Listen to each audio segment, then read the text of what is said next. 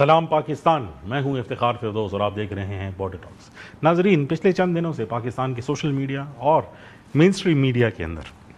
مولانا فضل الرحمان صاحب کا ایک بیان جو ہے وہ گردش کر رہا ہے، جس کو ایک تنازع کی صورت جو ہے وہ دے دی گئی ہے، خصوصی طور پر وہ پارٹ جس میں انہوں نے شہداء کے حوالے سے بات کی ہے۔ اس کا ہم نے ایک ری ایکشن دیکھا ہے اور اس کی کافی مذمت بھی جو ہے وہ کی گئی ہے، لیکن خصوصی طور پر انہوں نے مولانا طاہر اشرفی جو کوارڈینیٹر ہیں پاکستان پیغام امن کمیٹی کے بھی اور متحدہ علماء کونسل کے چیئرمین بھی ہیں، ان کو جو ہے وہ ٹارگٹ جو ہے وہ کیا ہے۔ یہ پرابلم ہے کیا؟ اس سے اب ختم کیسے کیا جائے گا؟ اور اس کا اثر جو پاکستان کی ایک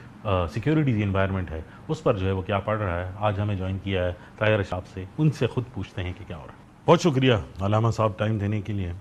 کچھ چیزیں جو ہے وہ تھوڑی سنجیدہ ہو گئی ہیں، اور خصوصی طور پر ان حلقوں کی جانب سے جن کی طرف لوگ نظر دوڑاتے ہیں کہ وہ مل کر جو ہے جو ایک دہشت گردی کا اور ایک سیکیورٹی کا ماحول بنا ہوا ہے، یعنی ان سے توقع کی جاتی ہے کہ وہ ایسی باتیں کریں کہ استحکام آئے اور جو متنفرہ بیانات ہیں اس میں جو ہے کمی آ جائے۔ لیکن ہم دیکھ رہے ہیں کہ جو مولانا فضل الرحمان صاحب نے بات کی، اور خصوصی طور پر شہداء کے حوالے سے، اور پھر انہوں نے آپ کے بارے میں بھی جو ہے وہ بات جو ہے وہ کی ہے، تو سب سے پہلے تو میں یہ جاننا چاہتا ہوں کہ یہ جو ایک ٹرف وار ہے جو اب شروع ہو گئی، ایک ٹسل، ایک تو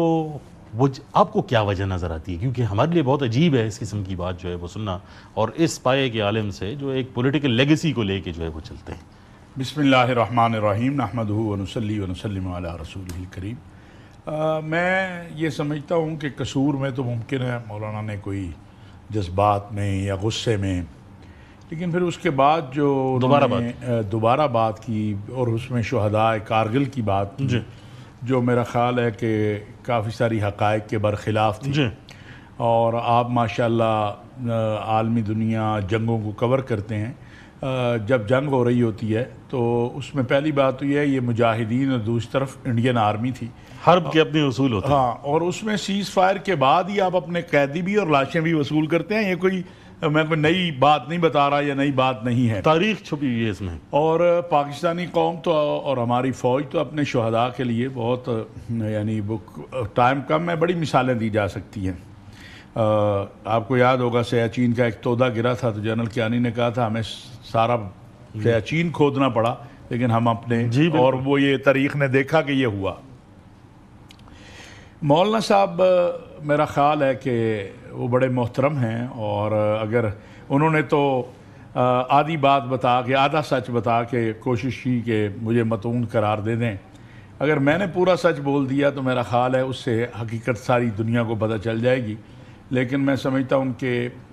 اس حد تک احترام میں کہ کچھ چیزیں امانت ہوتی ہیں، لیکن یہ میں ضرور کہوں گا کہ انہوں نے جب کہا کہ میرا جلسہ کیسا ہوا، میں نے کہا آپ کا جلسہ اچھا ہوا، لیکن اس میں کچھ چیزیں حد سے تجاوز ہوئی۔ ان کے سیکرٹری ہیں، بہت رفیق خاص ہیں، میرے بھی بڑے عزیز دوست ہیں، مفتی ابرار صاحب، جی بالکل، وہ ان کو بھی میں نے 5 منٹ اس پر لگائے۔ اب مولانا صاحب ایک طرف تو یہ بات کر رہے ہیں، دوسری طرف پیغام کچھ اور دے رہے تھے، تو اب میں